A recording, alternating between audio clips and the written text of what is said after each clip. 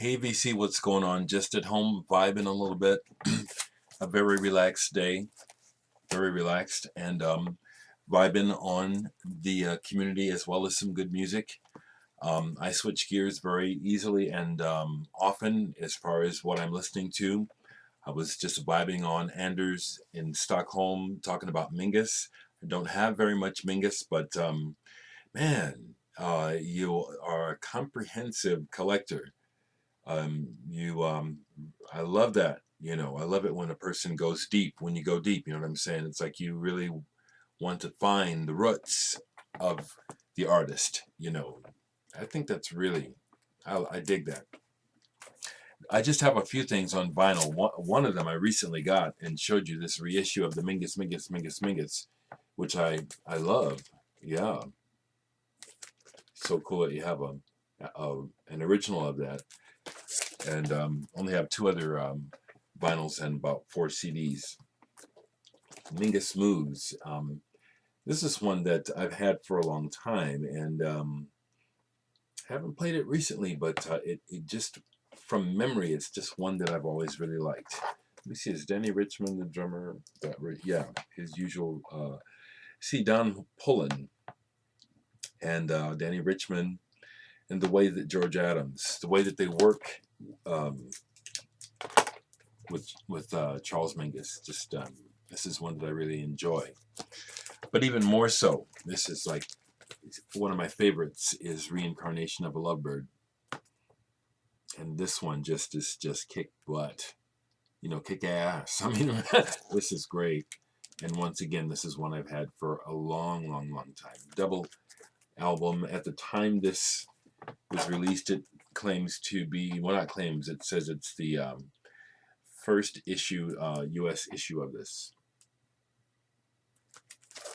Mr. Mingus. Yeah, now actually I just put this on because I found this CD on the Candid label titled Reincarnation of a Lovebird, but it's not that album. What this is, and according to the notes, is these are some sessions that Charles Mingus recorded for the Candid label, but were not released. And it's got his folks. It's got Eric Dolphy on here, Charles McPherson, Lonnie Hillier, Paul Bley, Roy Eldridge, Tommy Flanagan, Jimmy Knepper. I just played a little bit of this, and I could hear, like, on, for example, the last track, Bugs. Is that what it says, Bugs? Yeah, where it's taking the track forever to get going. You know what I mean?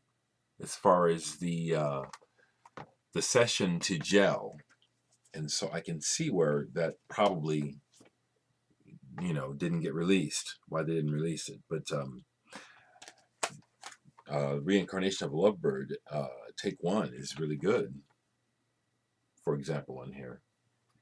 So I have that, and then also you showed Anders showed this on vinyl. Wow, Mingus on the Candid label. It looks like an original to me. Can't remember seeing one myself, but just looking at yours, it looks like you got the real deal there, my brother Anders. Wow, I'm happy to have this because, again, as you say, this is some just wonderful.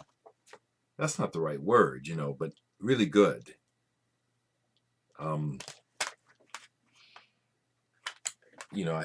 put this on, but again, it's like the something about the and then this. I used to have this on vinyl. Beat it to hell, and so Mingus at Carnegie Hall is fantastic, as you know, Anders. Like, I'm talking to you directly, Anders, but yeah, and everybody else. Mingus at Carnegie Hall. Jam tight. Mingus was the type of musician and personality, very strong. Some would say domineering, but super strong. And so when you were in his company, I can imagine that it's like either you're intimidated or he just kind of whips your ass into shape, you know what I'm saying? And so as a result, the music that emanates from Charles Mingus in general is an education at the very minimum of what can happen and what can happen between musicians, how music can take on character, and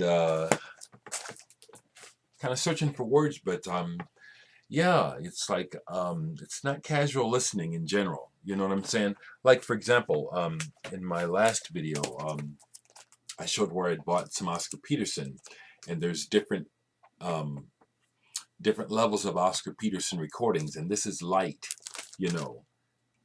I haven't heard all of Mingus. I've heard a lot. My dad was a big Mingus fan, but I don't remember hearing anything that Mingus has put out under his own name that would be considered light, you know what I'm saying? Dinner music.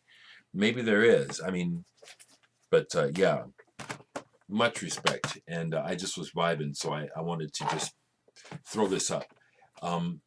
If you're still with me, I just realized I'm probably not doing the best job of keeping it current, that I just opened up pre-orders for the upcoming vinyl issue of Dereck 2. So if you haven't caught any of my other videos where I talk about it, I just want to let you know that pre-orders are being taken. There's 100 copies in orange vinyl. Over half of those are sold already, and 150 in black. And I'll put the instructions below the video. But again, to get back to the thing that's got me vibing and talking in the first place, Charles Mingus was a giant of an artist. Here's a bit of trivia for you, and I am certain this is the truth. As you know, the Who are famous for smashing and destroying their instruments in a display of rock abandon, and that in general they're considered the first in rock to do so. My understanding, and I would say, correct me, but research this because I'm pretty sure this is correct, Pete Townshend himself says he got the idea from Charles Mingus, who was the first to smash up his instrument and some other shit.